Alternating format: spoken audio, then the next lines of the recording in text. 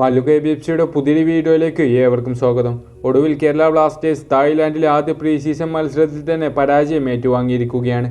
2-1 എന്നൊരു സ്കോറിലാണ് Pattaya United FCയോട് Blasters പരാജയപ്പെട്ടിട്ടുള്ളത്. ബ്ലാസ്റ്റേഴ്സിനായിക്കൊണ്ട് Noah സദോരിയാണ് ഏക goal നേടിയിട്ടുള്ളതെന്നാണ് തായ്ലാൻഡിൽ നിന്ന് നമുക്ക് അറിയാൻ സാധിച്ചിട്ടുള്ളത്. ഏതായാലും ബ്ലാസ്റ്റേഴ്സിനായിക്കൊണ്ട് ആദ്യ 11-ൽ കളിച്ചിട്ടുള്ള താരങ്ങൾ ആരൊക്കെയാണെന്നതിന് വളരെ വ്യക്തമായ റിപ്പോർട്ട് തന്നെ നമുക്ക് ലഭിച്ചിട്ടുണ്ട്.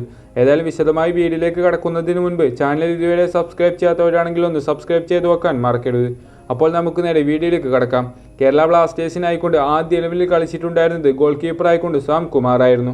ഡിഫൻസിൽ സന്ദീപ് സിംഗും ഹോർമിപ്പാമും മിലോസും അതോടൊപ്പം തന്നെ ഐബൻ ഡോഹ്ലിങ്ങും. ഇനി മിഡിലേക്ക് കടക്കുകയാണെങ്കിൽ ഫ്രെഡിയും അതുപോലെ തന്നെ വിപിൻ മോഹനനും KP രാഹുലും. മുന്നേറ്റ നിരയിൽ നോഹ സദോരിയും ഇഷാൻ പണ്ഡിറ്റയും എന്നിങ്ങനെയായിരുന്നു ബ്ലാസ്റ്റേഴ്സ് പട്ടായ യുണൈറ്റഡ് FCയുമായിട്ടുള്ള പ്രീ സീസൺ മത്സരത്തിൻ്റെ ആദ്യ 11-ൽ കളിച്ചിട്ടുണ്ടായിരുന്ന താരങ്ങൾ.